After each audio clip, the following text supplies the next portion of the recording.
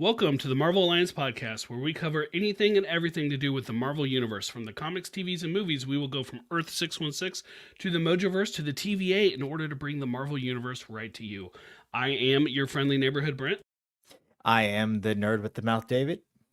Alliance Lines. Assemble. Assemble. Volume 195, getting ever closer to 200. And yes, David is back with us this week.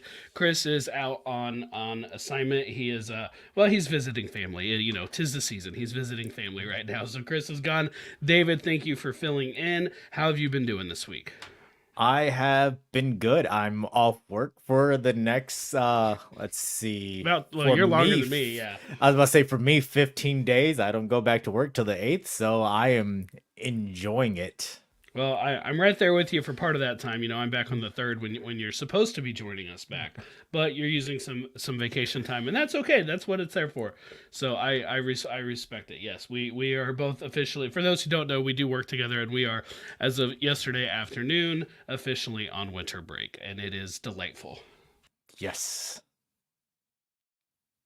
All right, let's go ahead and go through some network plugs, and then we've got a couple of things just to let you guys know about for what the next couple of weeks are going to look like. Starting off with the network plugs, we do have 7 shows covering a wide range of geek and nerdom. To see the full schedule, check out the show notes below. Subscribe to the Geek Ultimate Alliance on Twitter at GUA Pod Network so you know when all the shows will drop. Also, we do have a Patreon at patreon.com/GUA network, and wanted to let you know that the series finale of We Can Watch This All Day is going to drop next week. It's actually, we put it out on the last Monday of the month. It happens to be Christmas Day, so it is a scheduled Christmas Day, and the final installment of that particular series is Spider-Man Far From Home. It's recorded, it's posted, it's ready to go. You know what? I'll forgive you if you don't listen to it that day, if you're doing stuff with your family, but it'll be there for you if you do need that escape. And then, you know, we're still kind of mulling over ideas, figuring out what we're going to do on Patreon after that for this show from Marvel Alliance, but the other shows definitely have you covered, so be sure to check those out. And then, of course, Organic Price Books is the official sponsor for Marvel Alliance. They do sell graphic novels, omnibuy, collected editions, everything at great prices. Go to organicpricebooks.com. Use the promo code MarvelGUAPod to get $2 off every order. And wanted to highlight a couple things here. I was kind of looking around. You know, we're coming up on Echo coming out soon. And sure enough, you can see they do have some stuff related to Echo. And if you type that in, of course, you get something related to the Phoenix song. Not what I was looking for, but hey, I'll go with it. But yes, Echo with Marvel, from Marvel with Maya Lopez is in there as well. So please do check that out as well. That's Organic Price Books. All right. Couple things we wanted to just make everybody aware of. We are recording this at our usual time on Thursday. It is December 21st. So we are probably, 6-7 hours away, something like that, from the first issue of What If, or the first episode of What If Season 2 coming out. Our plan for that is that next week, Chris and I will do the first 5 episodes. We will cover the first 5 episodes. And then after that, the week after we'll cover the next 4. That way we could kind of split them up a little evenly. Yes, we know next week technically I think there's 6 or 7 episodes that'll be out, but regardless, we're gonna go with the first 5 just to keep the episodes roughly even. We're gonna forego news unless there is just some sort of massive announcement that happens next week. I mean, if they announce my Spider-Man Daredevil movie, yes, we will talk about it. But if it's not seismic, we're just sticking to What If for the next couple weeks, really. That said, the one caveat of we are going to finish our comic book day of The Punisher issue 12 next week when Chris is back with us. And then we will actually take a break from Comic Book Club up until after Echo is out. Okay, once Echo is out, because we'll have a couple What If episodes, and then Echo. Once Echo is out, we will bring back Comic Book Club, which frankly will give us time to figure out what we're going to do next, because we haven't even talked about it yet. So that is going to be the plan right now. Okay, I think we're ready. Let's get to it. we did have a bit of news this week. I last week was telling Chris, I was like, I I was like, I don't know if we're gonna have too much to talk about. I was hoping, fingers crossed for like another Echo teaser or something like that. We did get that. We'll talk about that, but not yet. This is just a little bit bigger of a story, even if it's not necessarily one that we are particularly excited to talk about, right? I think I can speak for both of us, David. Yeah. Jonathan Majors found guilty of assault and harassment. Let me just give you the facts, and then we'll talk about what we think potentially could happen going forward. He faced 4 total charges. A New York jury found that Jonathan Majors was guilty of assault in the 3rd degree and guilty of harassment. The verdict was reached by a 6-person jury after roughly 4 hours of deliberation spread throughout 3 days. He was found not guilty of 2 counts, one of assault in the 3rd degree and one of aggravated harassment. But he did have those 2 guilty verdicts, and those do potentially come with a sentence of up to 1 year in prison. That 1 year, or that sentence, though, sentencing day is set for February 6th, so we don't know what's going to happen from there. Initially, this came out, and David and I talked. We're at work, right? And we of course, priorities. So we went and we talked about it. We're like, okay, we'll talk about this. We're not ready to speculate until Marvel speaks out, right? And David, am I right that we didn't think Marvel was going to say anything till like January? Yeah, we assumed it would be either after the holidays or around the sentencing time, and I walked away from you, and less than an hour later, I was walking back to say, Yep. Everything's changed. Yep, everything's changed. So the first report that I think you had showed me was Deadline reported that Disney and Marvel have fired Majors. Of course, all the major trades and everyone else was reporting it as well. But a studio rep did confirm the decision to not move forward with him. Chris wanted me to let you guys know that Disney made in his words, quote, Disney made the only right decision, and I am glad they did not wait for sentencing or the appeals. The evidence mounted about what he did that night, and his long alleged past with this type of behavior against other women. Let's not lose focus that this type of abuse by either a man or woman is a crime, and it is still very much underreported. I hope the victim feels they have received some justice, and others who have endured this behavior by Jonathan Majors can feel they can come forward to push for justice. And then he says, Chris goes on to say, now is the time to move forward with recasting or pivoting. He prefers recasting at this time over pivoting to Doctor Doom.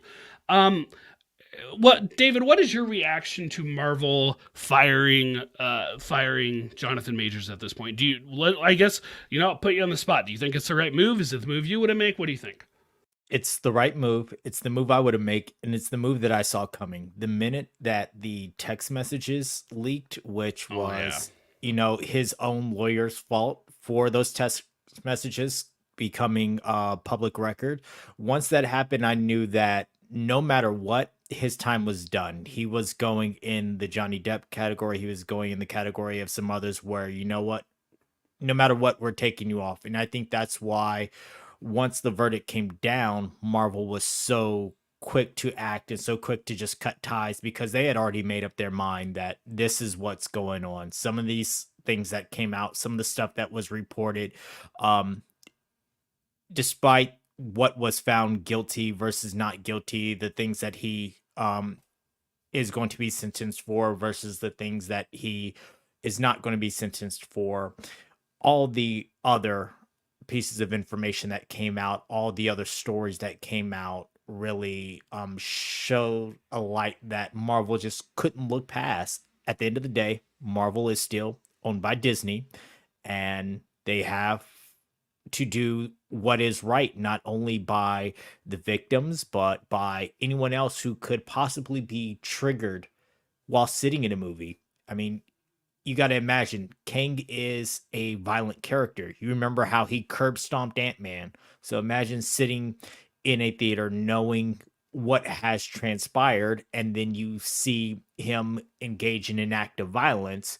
That might trigger somebody. That might cause people to not want to watch him in that light. So it was the only recourse that they had.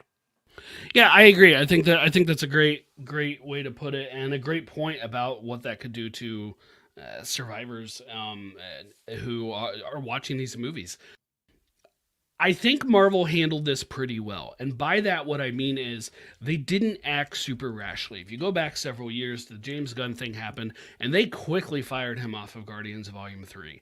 And then ultimately they came to regret that decision and they waited, and, things happened the way they did. Gunn signed on to do the stuff with Suicide Squad and Peacemaker and over at DC, and we know what that's led to. But he was able to come back into the fold, into the Disney and Marvel fold, to give us the Guardians Holiday Special, Guardians Volume 3. I think they wanted to learn from that experience of going too fast and not immediately fire him. Because if he was ultimately found innocent, it is a different story. He wasn't. He was found guilty of 2 of these charges. And at that point, the only surprise I had was how quickly they announced it. But, if they hadn't done that, the entire story for the next however long it took to announce it, was going to be, when will Marvel act on this? They had press junkets for What If. That question would have come up. They had press stuff for Echo, or they're going to have press stuff for Echo. That question was going to come up. They really did just need to get out there and get ahead of it and say what they're going to do now that they have the official verdict. So here's my question. Chris and I have avoided this up ahead of time, but now is the time. It's time to speculate. So what do you think? Should they recast? Keep Kang, but recast? Should they go to Doctor Doom? Everybody seems to think those are the only 2 options. There's tons of other villains. Should they go to a totally different villain? What do you think, David? If you're, put on your Kevin Feige hat, if you will, or what are you going to do with this now? You got quite the situation. Where are you at? As much as I love Doctor Doom, this is not the time to introduce Doctor Doom. Do not rush that. Let that sit and continue with whatever plan you had for this character. My opinion now is to just recast. You've got this multiverse going. Yes, it has already been shown that Jonathan Majors played the versions of Kang that we have seen so far. And then when we saw the Council of Kings, he was the face of that. But that does not mean that you cannot find a way, especially with the way that season 2 of Loki ended. Spoilers for anyone who hasn't seen it, with Loki taking control of the different timelines and things like that. What's to say that he did not rewrite the way that Victor Timely's story goes and who becomes Kang and things like that? Who's to say that you cannot find a different way to reintroduce someone else as Kang and then continue with those stories that you have without having to rush in Doctor Doom? Because that's also going to play into what's going on with the Fantastic Four. I don't know what other plans that they have, with Deadpool and the X-Men and mutants being brought in. You just don't want to rush that now, when you can just obviously recast, and Marvel has had no problems recasting before. Yeah, my brother-in-law asked me what I thought they were going to do, and he is, I will say, a casual viewer. He's seen most of the movies, a fair chunk of them. He waited till they were at home, but he's seen most of them. I don't think he's seen most of the TV shows. We've never talked about Loki, so I'm going to guess he hasn't seen that one. Doctor Doom is a major, major deal.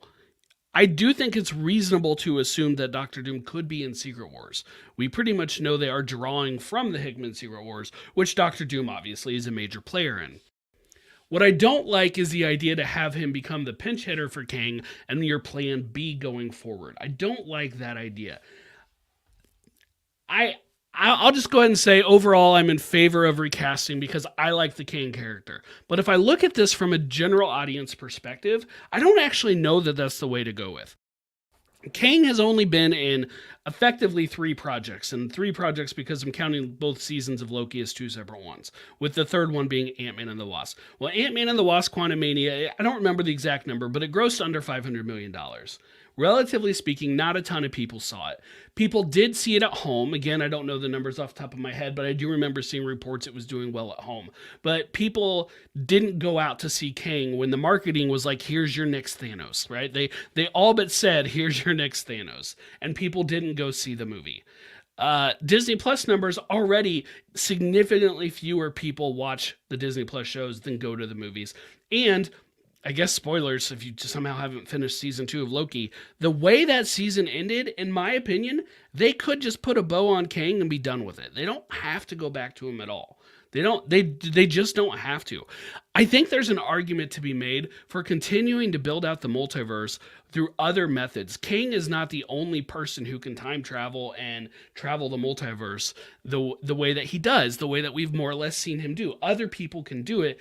Build it out and make another Avengers movie that isn't King Dynasty. And for what it's worth, I first saw it from the Hollywood Reporter that they are now referring to Marvel Studios is referring to it as Avengers 5, not Avengers King Dynasty. Give us another Avengers film. I hear I hear and see online a lot of criticism that Phase 4 didn't have that big team up movie. It didn't have the effective Avengers movie. And it's fair, it's valid, it's right. It didn't have it. And I think that would help a lot of people in their opinions of Phase 4. Maybe give us a smaller scale Avengers movie. They don't have to immediately jump to Infinity War and Endgame size stuff. And bring back Ultron, if you will, right? Ultron was fantastic. Give us a different villain. Give us a first appearance of Doctor Doom and then build him back up in the background like they did Thanos. At this point, I feel like not a lot of people are invested of the general audience who are the audience you most need to go to these.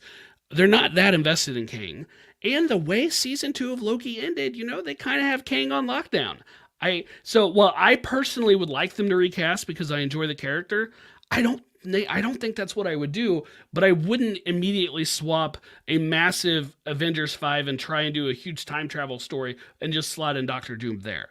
If I put Doctor Doom in it, I would make it a smaller movie, kind of like Age of Ultron was, and then I would save the big stuff for Secret Wars.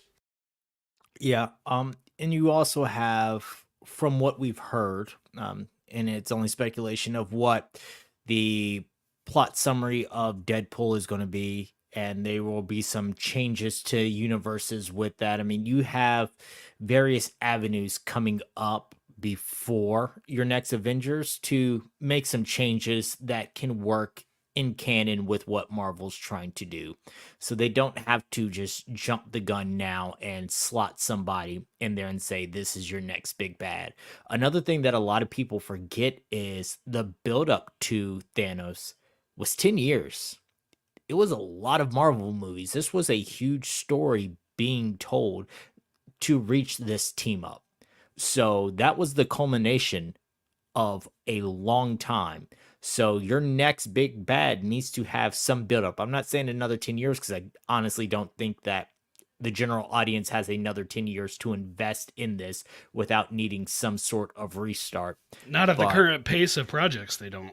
Yeah, but at least give it some time. Don't rush this because you can't build up to something with so much gravity if you just rush it out and go, well, here, we're slotting in our new big bad now. Everyone, look over to your left now. Don't pay attention to what's to your right. Look over to your left. I really feel like if they want this King story is done, he was a villain. He had a couple parts. Yes, Majors turned in great performances, and he's done. Like in story, his stuff is done. We can move on. And if you really want somebody from Loki to be messing with time travel and multiverses, Loki himself is right there, right? Loki himself is right there. And even if you wanted to leave that Loki where he is, there's tons of other Lokis running around. We've seen them. And I guess this kind of lends to the recasting part. Variants don't have to look alike. We've already seen that as well. We saw an alligator in the Loki TV show. In Spider-Man No Way Home, we have 3 Peter Parkers, none of which look alike, none of which are played by the same character. Sometimes they are, sometimes they aren't. Because yes, Doctor Strange in the Multiverse of Madness has multiple Doctor Stranges who all are played by the same character. It's just the kind of the fluke of the multiverse of the way that it works. And I just think at this point, from their perspective, again, selfishly, I'd like to see more Kang, but from their perspective, it might be time to move on. Yeah. All right, let's go ahead and take our first ad break of the evening. Listeners, remember, we don't control the ads and we don't control the volume, so I'm going to give you a 3 count so that you can turn it down because it does sometimes come in a little loud. 3, 2, 1. We'll be right back. All right, so let's talk about a little bit more of a fun topic, if you will. We were hoping for an Echo teaser trailer, and that is exactly what we got. I was a little surprised when it came out, just because I hadn't seen any news or hints that it was coming. But the biggest thing that shocked me was there's a new release date, and I kind of thought this went out the window when they did the binge drop. It was originally going to be January 10th, and it's now coming out January 9th, 9 p.m. Eastern, 6 p.m. Pacific. All 5 episodes are dropping at that time. For what it's worth, David and I are watching all 5 of them on the 10th, so please do not send us anything on the 9th. We already had plans. Just coincidentally, we happen to not be at work that day, and so we're going to watch all 5 of them once the kids go off to school. So please don't send us anything on it, but that is our plan, and I will tell you that Marvel Alliance, our plan here is to basically review them all together on. The goal is on January 11th for us to get all of them. Because it is coming out a day earlier, Chris thinks he can now get them all in, because he didn't have time to do it all on that Wednesday the 10th, but splitting up a couple on Tuesday and the others on Wednesday, he does have time now. So that is going to be our goal. Assuming we can get that, we will do all 5 of those on the 11th. So let's go ahead and bring this trailer up and check it out. Of course, there is not going to be sound in this, but let's go ahead and go with it. So if you see something you want me to stop, David, let me know. Right away, it's telling us in the voiceover, on Disney Plus, on Hulu, reminding you, TVMA viewer discretion is advised. I kind of like seeing that they're doing that. January 9th, right out of the gate. David, to me, this looks like a oneer. It looks like a one-shot sequence or a pseudo one-shot sequence. Would you agree with that? Yeah, and I'm happy that they're doing it, because if they're leaning towards the Daredevil experience, then people are going to be looking for that. Exactly, right? And I really feel like they're trying to emulate the tone of Daredevil. I really feel like they want to invoke, this is a continuation of Daredevil.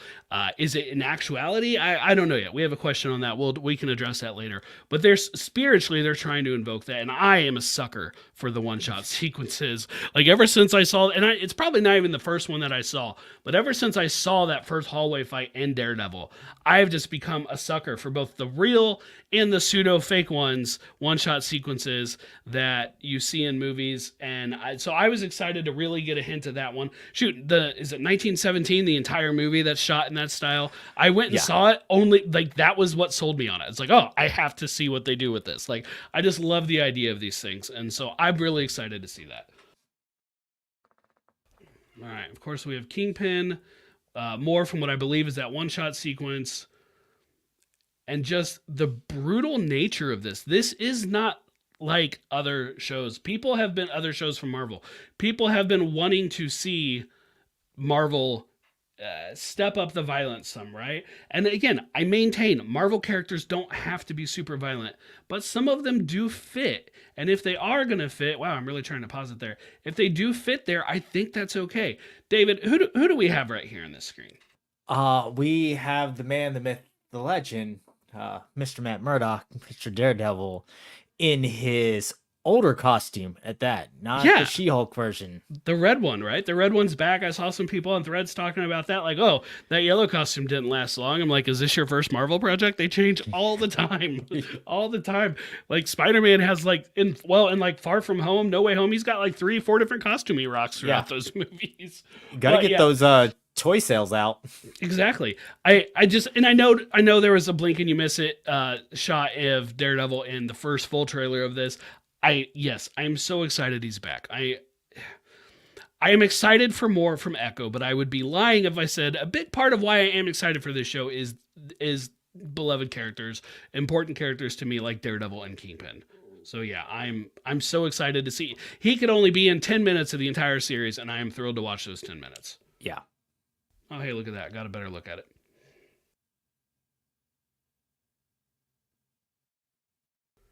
And all the while, Wilson Fisk and Kingpin himself is talking throughout this. Echo just cracks some guy's neck. Right here, you can't really hear it, but again, Echo, all episodes streaming, and the voiceover tells you set your Disney Plus profile to TVMA so you can stream it. Now, I double checked that that was actually shown at the end. Like that blurb was shown at the end of the first teaser, but this is the first time I've noticed them like audibly putting it in there, drawing people's attention to it. If you're on Disney Plus, you're gonna have to enable TVMA content. And hey, if you want to watch Daredevil and stuff prior to that, then you're gonna have to enable that anyway. But I all in all, I know a lot of people are down about Echo. They feel like the Marvel's just dropping it all at once to get it out of the way. Maybe I'm overly optimistic, but I don't have that sense. I am genuinely excited to see more of Maya and what her relationship is with Wilson Fisk. I'm obviously excited to see her relationship with Matt Murdock and see what happens with there. Um, there's rumors. I don't really want to go too far into them because they're spaghetti rumors. Everyone's throwing stuff at the walls right now. But there's rumors that this could help lead into some stuff in Daredevil, into Spider-Man, etc. I don't want to allow myself to get excited for that because it's the hope that kills you. But David, where's your excitement level for this show? My excitement level is super high, especially because I am a huge fan of the Netflix series, and I am excited to see where they continue from. I do have part of my fact fiction later does include something about Echo, but I'm excited just for where they're building. Plus, I was a huge fan of the Marvel Knights brand of comics, the darker Yep. tones. Um, and this is where that's going. That's where Echo was introduced in Marvel Knights Daredevil. And so just having that tone, having that deeper, darker tone, I'm all for it. Give us that alternative because that's one thing that people have always said about the MCU versus the DC EU is that MCU is brighter, it's more comedic, it's more fun and things like that. But you do have that section of people who like the darkness, and especially with these grounded characters, that's where they live, that's where they fit, that's where their wheelhouse is. So yes, I don't want to see the campy version of Daredevil was fun in She-Hulk for a moment, but I don't want to see an entire season of that style of that character. I don't want to see, Punisher laughing it up with someone. I want to see the dark grittiness with those characters. So give me more of this TVMA. Yeah, I mean, I'm there with you. I like I said, I think we're both pretty excited for this one, and not just because Daredevil and Kingpin are in it, but it's enhanced by Daredevil and Kingpin in it. It is a little funny that they're doing this Marvel Studios branding about how you don't have to have seen anything else going into this, and they, Maya, and maybe that's still true. We can judge that after we watch it, but Maya premiered in Hawkeye at the end of 2021, right, a couple years ago, which I recently rewatched. Love that show. And then, of course, Daredevil and Kingpin were a part of, well, in Daredevil's case, 4 different seasons of television, Kingpin in 3 different seasons of television prior to this, and jury's still out on whether or not where they fit in the canon. But the Marvel Studios branding, we'll see what they do with it. Okay, well, that's really all the news, for this week. So let's go ahead and jump over to some listener questions. I'm going to start off with Anthony from DC Outlaw. He sent a couple in. First up, he says, if the Marvel Spotlight banner was announced before any of the Disney Plus shows had started, which currently released shows do you think would have been under it? So currently released shows, I'll go ahead and get us started and say an obvious one, Moon Knight. Moon Knight would have had Marvel Spotlight. You needed nothing to go into Moon Knight. What else do you think would have had that? Werewolf by Midnight would have had it. Oh, yeah, for sure. Um, I actually think it's really easy. If it stars somebody who was in the Infinity Saga, WandaVision, Loki, Falcon and Winter Soldier, they wouldn't have had it. If it's a new character, like that's where they debuted, I think they would have had it. Miss Marvel, Moon Knight, Werewolf by Night, She-Hulk, maybe a little bit of a gray area with Hulk's presence there, but I think they probably would have done it there. I feel like I'm missing another real obvious one, but you get the idea. yeah, I think for the tie-ins though with Daredevil and bringing that character back, it probably would have fallen into the Marvel Knights and then the Marvel Spotlight. Plus, also with the fourth wall breaking with Kevin and things like that, it made more sense for that to be in its own little bubble than something that ties into the MCU proper, like WandaVision or Captain America and Winter Soldier. I think those are good points, but the important thing is like, I don't know, Loki. You know, there's so much history there. Falcon and Winter Soldier, like there's so much history. So to me, it's that simple. Now, as Travis Snell and I talked one day, you can make an argument that those shows have overall done better. That took a movie character and gave them a show. But just to answer this straight question, I think those shows could have had that spotlight banner. Yeah. Another question, second question of three from DC Outlaw. Do we still find cameos from previous actors in Marvel movies as exciting as it was with No Way Home? Personally, after the Keaton fan service in The Flash and the constant rumors and speculation for cameos in Deadpool 3 and Secret Wars, I'm burned out on what James Gunn recently dubbed cameo porn. So do you like it when the Marvel legacy actors come back? I like it when they come back, and it is for reasons. It made incredible sense. So not only was it fan service, but it made sense to the story when it came to Spider-Man No Way Home. Like it was a whole build off of that made incredible service. If it's just a bunch of cameos like in Deadpool when he's in the X Mansion and he's mentioning how they didn't have the budget for all the Fox characters, but then you see the younger Fox X-Men behind them and they shut the door. Like those types of cameos, yeah, I can do without having one of those in every movie. But if you're going to have a cameo, like when they brought in Patrick Stewart as Professor Xavier in Doctor Strange, yes, please. That makes sense and things like that. Now, if you're just a throwaway here and there, then no, I don't need it.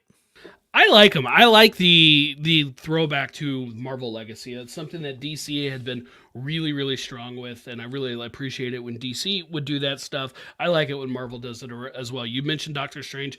This show that this character comes from isn't exactly getting my recommendation, but Ensign Mount as Black Bolt. He was on the Inhumans TV show. They brought him back as in the Inhumans and Multiverse of Madness. That's cool that they still did that. You know, they kind of threw the bone there or whatever. Yeah. We saw Jarvis from Agent Carter super briefly in Endgame. That was nice to see. Deadpool, not even going into all the rumors, just them bringing back Hugh Jackman alone. Yeah, I'm super excited about that. Now, that's not a cameo, but I mean, I assume it's not a cameo. He's a major player. But in general, I like the idea. I'm in favor of it. But within reason, thinking about it, like, they don't need to be on the screen. Like, I don't need a whole movie full of nothing but like that X-Men example that you gave. Now, that X-Men example in Deadpool that you gave, I think is pretty funny. But if they had done that like 4 or 5 other times, maybe even just 1 or 2 other times, it would have been too much. It would have been too much for me. So just a couple times, I think works pretty well. Yeah, and I think like going back to the Deadpool thing, in those movies he had mentioned 3 or 4 times where's the rest of the Fox X-Men. So it got a little played out. Now, with the rumor of some of the cameos that will be in the new Daredevil, if you're throwing these people in there from older Fox universes and older other universes and tying a bow on stuff that was never finished, I'm okay with that. Sure. I'm okay with saying here's where their story ended. We never got to finish their story. Here's where their story ended. Here is the older version of Elektra or something like that. Like, here's where their story ended. We're never going to see them again, but now you know where their story ended. I don't need another Michael Keaton, being through the entire movie, although I was a fan of The Flash. I don't think it's the greatest movie in the world, but I mean, it was a serviceable movie and it brought back memories of my childhood. But I don't need that with those characters. If you want to bring them back, tie a bow on them, and call it a day, I'm good with it. Yeah, for the record, I liked Michael Keaton in that movie. I thought that was a lot of fun. I've got my problems with the Michael Keaton Batman. I always have ever since I first saw it, but which, for the record, was as a kid. But I still overall like him, and it was fun to see him back. Like it was fun. So, and even that other Batman cameo you saw at the very end of that movie, that's cameo porn for sure. I was cracking up at that though. I don't want to spoil the surprise on a Marvel show in case somebody didn't, but that's cameo porn for sure, and I thought it was hilarious. So depending on how it's done, it can work. His last question is: in Echo or Daredevil Born Again, do we think we will get an in-universe confirmation of whether the Netflix shows are canon or not? Yes. Oh, I'm just gonna go are ahead and are say you willing to call your yes. shot of which way, canon or not? I'm gonna call it as canon. Um, I have a feeling they are going to mention something that has happened in the Netflix. We're not going to get a detailed what is canon, what isn't canon, what's going to be carried over or how, but there will be a callback to something that has happened or a moment be where you hear either Fisk or Daredevil, Matt Murdock, reference something that happened in those previous seasons. And that will be it. That will be your nod to say, we acknowledge. They're not going to make a big deal out of it. They're just going to acknowledge.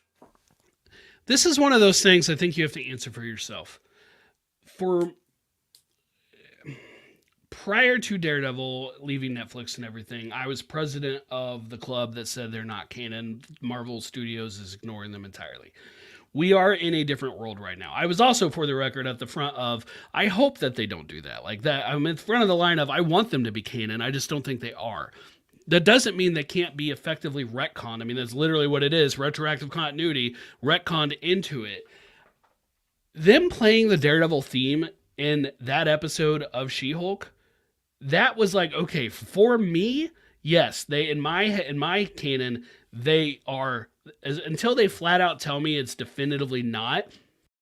What I think they're really going to do is simply not answer that question ever. I think they're going to give us enough that we can infer that at the bare minimum, this Daredevil and this Kingpin are from a universe or in this universe had extremely similar experiences to what they went through on the Defender shows, on the Netflix shows. The extremely so, Vanessa Vanessa was basically threatened by Daredevil at the end of season 3. I'm going after her if you out who I am, right? And then Yeah. and Daredevil finally captured him, right? The stuff with Bullseye, yes, all the stuff with the hand, the stuff with Electro. Like, I think they're going to allude enough to it that it at least a version of it could have happened. But I don't think they're going to stop themselves if they have. Let's say someday they want to introduce a new Bullseye, right? They're probably just gonna go ahead and do it. My preference would be bring back the same guy, right? Bring back the same people as much as you possibly can. If you have to recast, fine, but recast and keep the continuity. That's my preference, but I think they're going to purposely be vague. And this question is probably gonna get asked before on the Echo press junkets, definitely getting asked on the Daredevil Born Again press junkets. I don't think they're going to answer the question, but I would love to hear Kevin Feige say, "You're going to have to watch to find out." I would love Yeah. for that answer to come out on one of those premiere night type things. I could see a situation where if there is an interaction between Daredevil and Kingpin, or if Echo mentions knowing of the interactions between them, then it will be a kind of ambiguous reference, like how how is your girl doing? Not never saying Karen Page's name, but that knowledge Kingpin has of I know who your people are. Never Well, s- I never don't ever want them to mentions. say Karen's name with those rumors that they were just going to kill her and off Yeah, screen. I'm like, do not but ever keep her name out of your mouth. never mentioning exactly what's going on, but alluding to that we have history. All right, from Gary Senior, it looks like it says, "Here's a question: What other MCU movies or TV series do you think Echo is going to set up? I hope Daredevil has a meaningful cameo and not just fan service." Well, of course it's going to be like it has to be Daredevil. But as after that, God, I have a feeling that there's going to be a seed planted for something. I just have no idea what. I do not think they are going to just release this without planting the seed for something, because everything has planted some sort of seed, whether it's been followed through or not. There's been some sort of seed planted, and I think that they will plant more than just a Daredevil seed. I do think the Daredevil seed is obvious. It wouldn't surprise me at all if we find out Echo is going to appear in the Daredevil show. Um, that's the obvious one. Both Daredevil and Kingpin are there. Something will happen in Echo that gets picked up and ran with in the Daredevil show. How large, I don't know. Okay, if you, I, I hate the Scooper game. I hate it. But I can't really answer this question without mentioning these rumors, and I've already alluded to one of them. If you hate rumors and you don't want to hear anything, just skip ahead a few minutes, okay? There are rumors going around that Spider-Man 4 is basically going to be a street level Civil War type story. There are also rumors going around that it's basically going to be an adaptation of Devil's Reign, which is interesting because it was a Daredevil event, with the implication being Echo would lead into Daredevil, which will lead into Spider-Man 4, and you're going to basically have a whole bunch of street characters together. Sign me up. I'm on board. I want this. Yes, the movie I've been calling for is Spider-Man and Daredevil with the Punisher versus Kingpin. Punisher thrown in, but I really want those first two. But sign me up for this Civil War, street level Civil War idea. I think this sounds great, and I tend to really enjoy street level characters in the Marvel universe. Yes, sure, I enjoy the cosmic stuff as well. You know, Guardians of the Galaxy, Nova, whatever. They're all fun too. But I really like the street. I mean, Spider-Man fits in both, but he started as a street level character, right? Daredevil is my number two. He's the definition of street level. Sign me up for all that. So if there's any validity to any of those rumors, that's what I think this is getting set up. I think that that's where the grounds of it will be traced back to Echo. So that would be my real answer to this question. Yeah, it's just it's hard not knowing the direction of the MCU right now. I and those rumors, I've tried to stay away from those Spider-Man 4 rumors because yeah, they a They're lot all of them over the are place. let's throw everything against the wall Mm-hmm. and see what sticks so that in 6 months I can say, look at me. I told you guys I was right. Well, you said like seven things. You were right about one of them. Right, right. So They never want to go on the batting average, right? Like it's yeah, you're you're 1 for 20 this week, but you got that one. You called it. You're great, and you it's something that you could easily speculate. Gary has another question. Speaking of cameos, this time in Deadpool, what future MCU projects do we think Deadpool could potentially set up? X Men, Fantastic Four, casting announcements. What are we thinking? oh, it's there's definitely going to be an X-Men and Fox heavy deal. That this is where you're going to start seeing who is going to be the next round of the X-Men. So I don't think that they will announce all of the X-Men prior to it, but I think that you're going to get a cameo of who's going to be a next X-Men player. Not sure which one it'd be. I would lean towards, since we've already seen Beast, I would lean towards maybe a Cyclops or somebody like that who is a known character. So when they do make the cameo and you do see them, you know who it is. There's no speculation. Is this guy with red glasses, Cyclops? You know who this is. I gotta think that we are going to see that beast that we saw already in this movie. Like I do think he's gonna show up in there. Future stuff, like I don't think Fantastic Four. I don't think that's gonna be set up there because frankly, you don't need it to. You don't need the Fantastic Four to be set up by this. I do think we're gonna see. It wouldn't surprise me at all if Deadpool makes some sort of crack about because he's aware he's a character that we're gonna see a new team of X-Men coming now, right? Like they could do all the movies have, or not all the movies, but several of the movies have Thor will return, Star Lord will return. It wouldn't surprise me if it ended with new X-Men will return or something like that, or Deadpool saying like just on screen those guys are out, these guys are in, and just saying the logo of X-Men or something like that. Yeah, I now that you say that, I could definitely see the post credits be Deadpool walking in saying, "Oh, were you waiting for the X-Men will return title card? Well, here." And then he pulls up some crude drawing of him with the X-Men logo saying the X-Men will return. Like that's the way that they do that. Hmm. I just thought of a fact or fiction I have to write down for the future regarding Deadpool and stuff. Um, okay, one last question from Wes. Given the recent Jonathan Major news, how long do we think Marvel will wait to give us a plan on an adjusted slate? San Diego Comic Con sooner? Deadpool giving the announcement in a credit scene? How long do we think until we have an idea of what they're going to do going forward? I do not think that it will come in a movie form. I think it is going to be a big announcement, and it is not going to be hey, we're changing this to this. It is literally going to be one of those, here is the timeline after they've made some other announcement.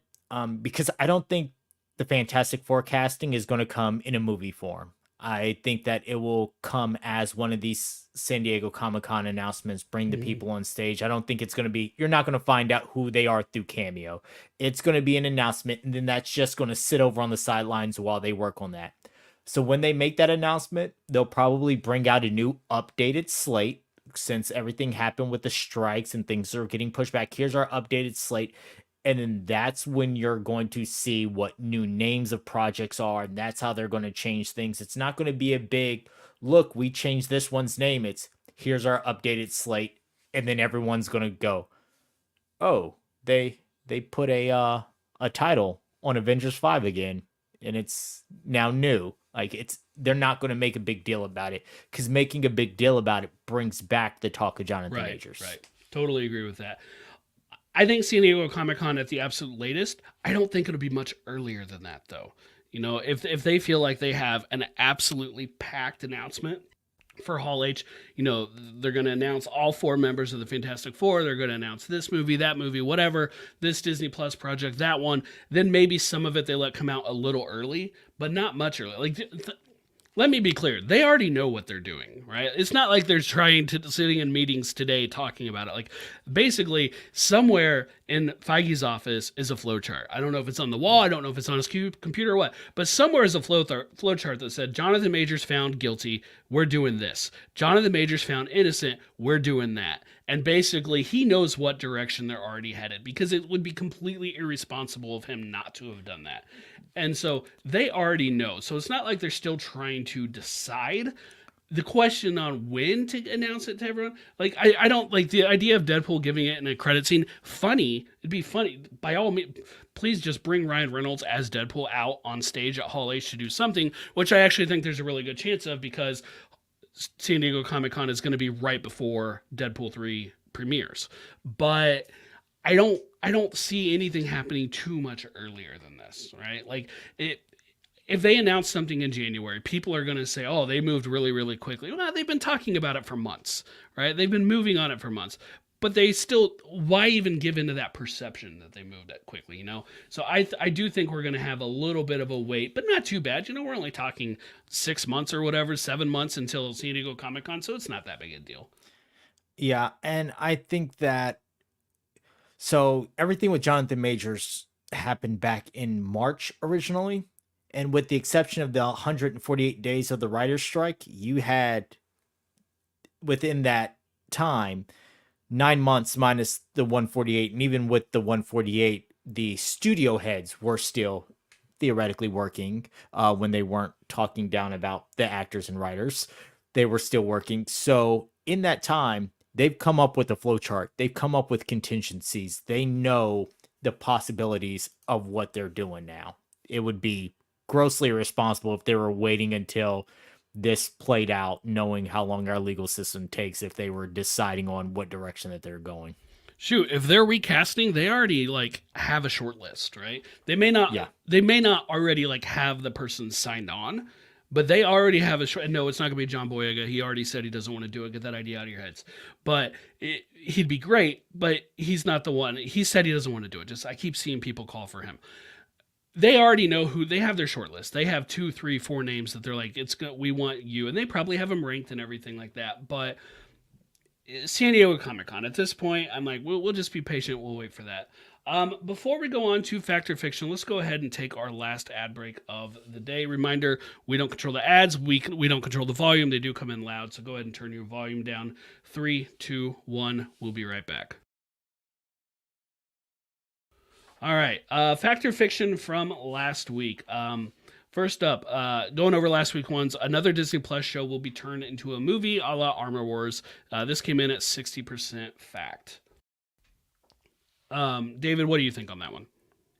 I totally thought that that's going to happen. Okay.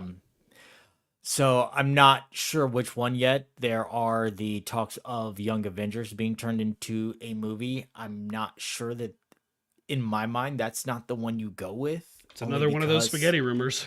yeah, And only because most of those characters, with the exception of Kamala, are the street level Disney Plus characters. So you take those into a theater, again, that is an entirely different audience. Yes, it is mixed, but for the most part, you've got your theater only goers who are not going to know who these characters are. So that's going to be really hard to establish. But I do think it will happen. I do think that the thought process to get more theater revenue, get more movies in there will be a focal point. I should have mentioned these were from Travis Snell. This is his next one. Jessica Henswick will return to the MCU as Iron Fist. The listeners say 68% fact. David, do you think Jessica Henswick is going to grace us with her presence again? God, I hope so. I just hope Amen. so. She was the Amen to best. that. She was the best part of that series. I hope so. She was, and I'm not as down on that series as other people, but unlike other people who had to do lots of fighting in that show, she put in the work behind the scenes, and that's they flat out said this, and that's why her scenes were her fight scenes were so much cooler. Like she had all the best ones. So And she is passionate about the character as she well, so is. that Yes. also plays a huge part into it. Someone who wants to see the character succeed, someone who wants to study up on the character and give input. Hey, this is how I think this character would do this to make everything better. So I yes, I please. hope it's true. All right, next one. Scar will be seen in the next Avengers film. 56% fiction. People don't think this one's happening. David, what do you think? In the next Avengers film, Next no. If Avengers they film. do Young Avengers, yes.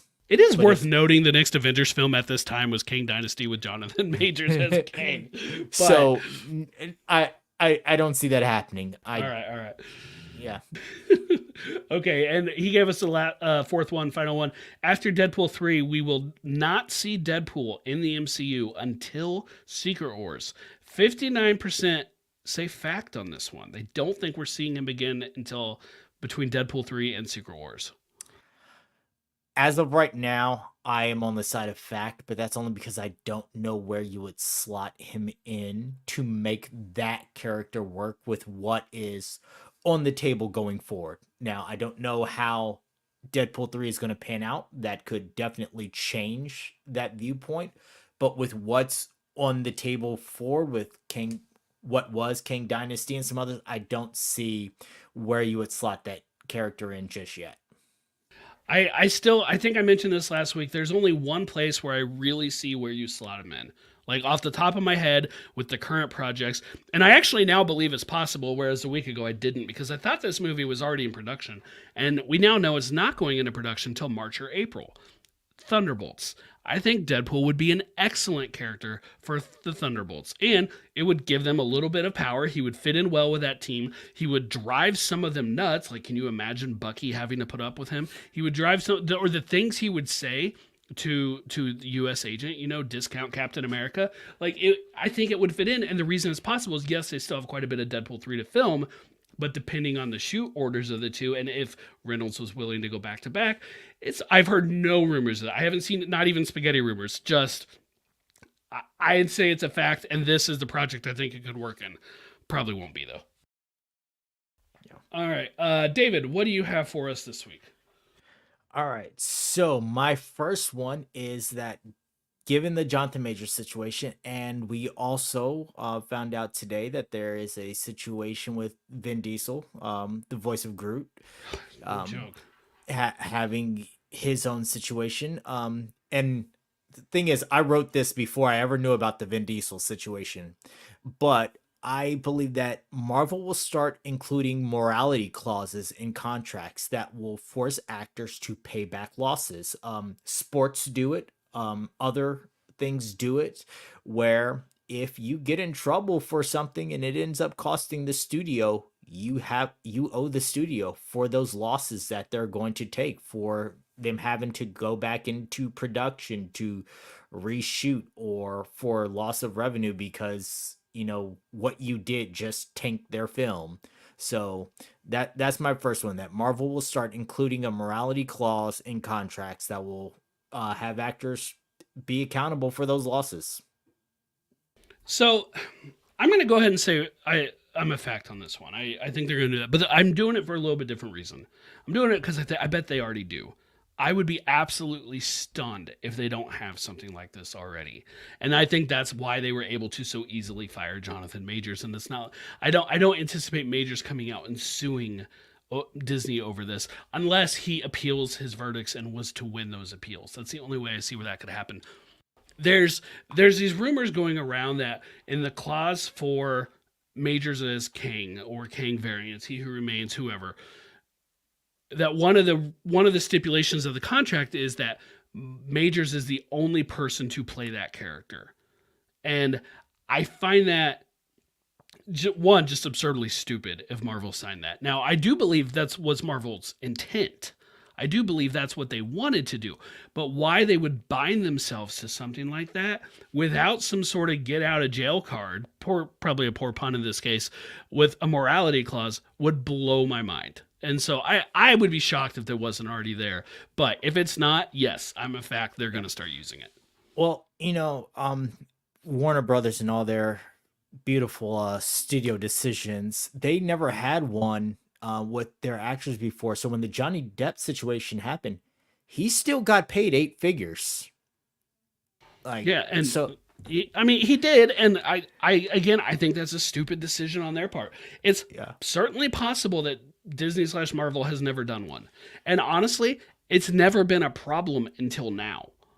But I don't know. Yes, I think they're going to have one, at least on the bigger people. The smaller people you can just cut whatever, but on the bigger, we are pinning a lot of projects on you. Yeah, Yes, if you're a build actor, if your name is on the poster, then it's included. and maybe this wouldn't apply to someone like Elizabeth Olsen coming back to do the Scarlet Witch. They've already worked with her a bunch. Like maybe it doesn't apply to her, but new to the fold characters and actors, yeah.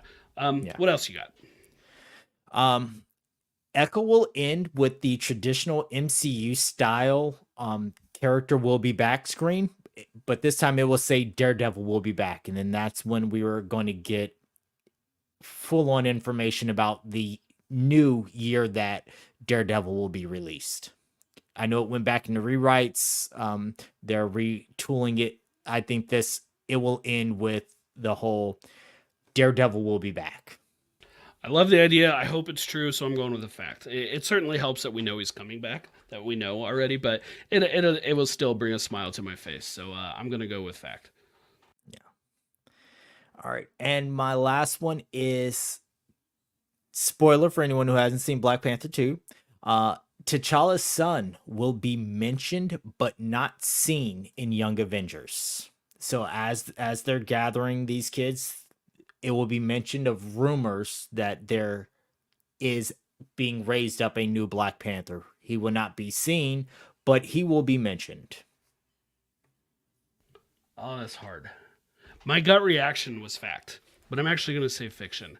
And I'm only going to say fiction because I believe it is possible that Nakia and Wakanda would be able to hide his presence from outsiders. So I'm going to say fiction, but I'd smile if it happened.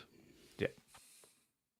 Okay, reminder, no comic book club this week. Next week we will do The Punisher number 12, the final one of this arc. So if you've been reading along, that is your homework.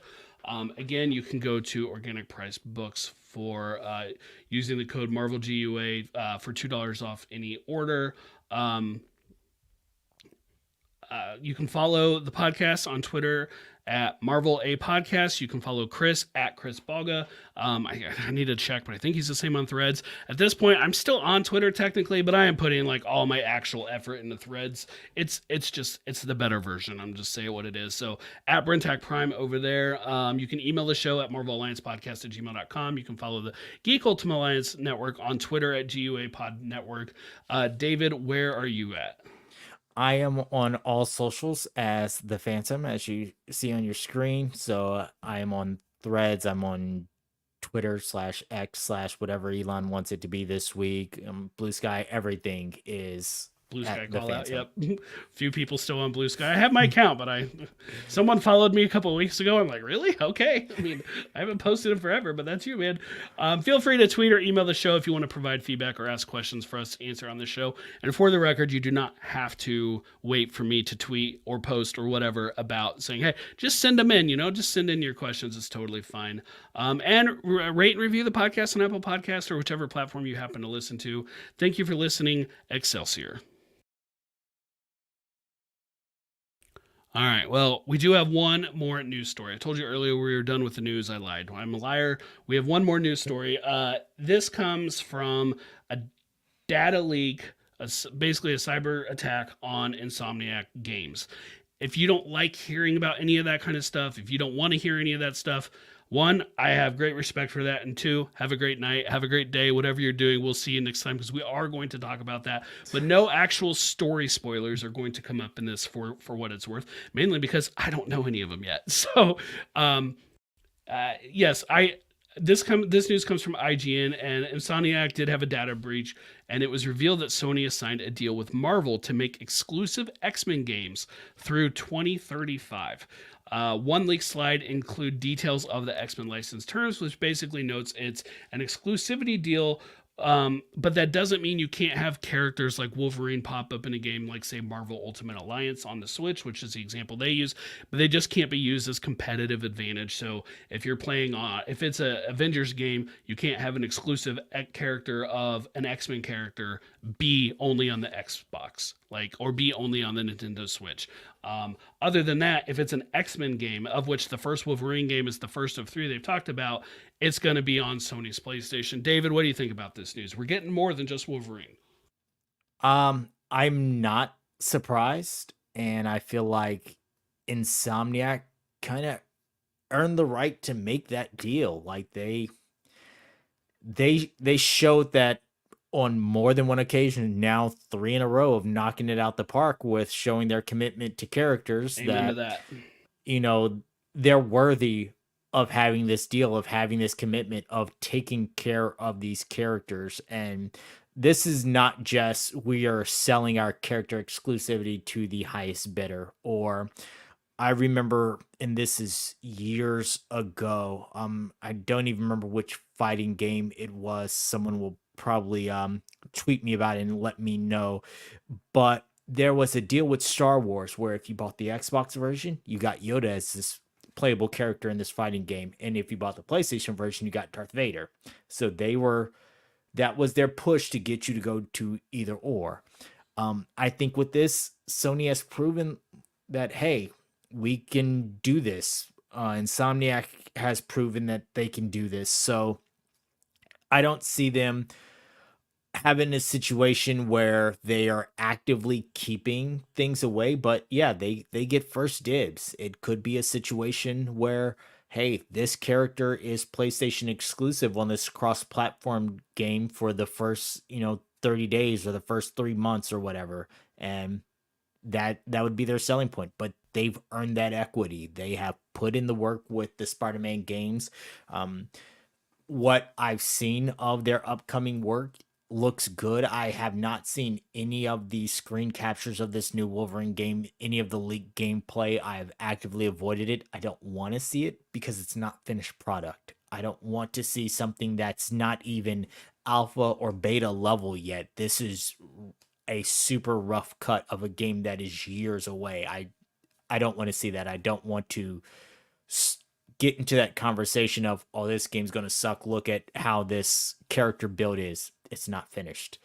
Yeah, so you mentioned years away. There was a slide saying Wolverine is due out in 2026, which I'll be honest, I thought it would be 2025.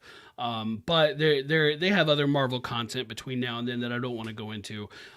You can probably guess what it's going to be if you play the Spider-Man games, but they have other stuff going in 2026. And then the first actual X-Men game would be 2030, and a third X-Men title in 2033, which makes it sound like they're counting Wolverine as the first X-Men title. Regardless, if we end up in a scenario where we kind of bounce back and forth between a couple Spider-Man games and some X-Men games, that sounds like fun. And if we know they're going to do another Spider-Man, right? Bare minimum, the Spider-Man 3 is coming. And yes, I've seen some of the Spider-Man leaks. I just didn't want to focus on that for right now. if we end up with them giving us a slate of X-Men games that are even close to as on par the quality of these Spider-Man games, that's going to be, to me, an incredible feat. So I at this point, I'm just glad it's all from the same studio, and I don't have to decide if I'm going to buy another system over. But you tell me there are 3 X-Men games coming from the same studio, but on Xbox, I'd probably buy one. Let's be real. Yeah. Um, Now they've already there have been some characters who have already been announced, like Blade is going to be an Xbox exclusive, but I think Mm-hmm. going forward, it's just going to be a situation of if there's another version of Ultimate Alliance or a game like that, or Marvel Sons or something like that, they're not going to hog the characters. But if it is something that they're building and trying to push a platform on, like your Wolverine or your Spider Man, then yeah, it will be Sony exclusive. But they have shown that they can do that and they can make it work. Completely agree with that. Super excited about this news.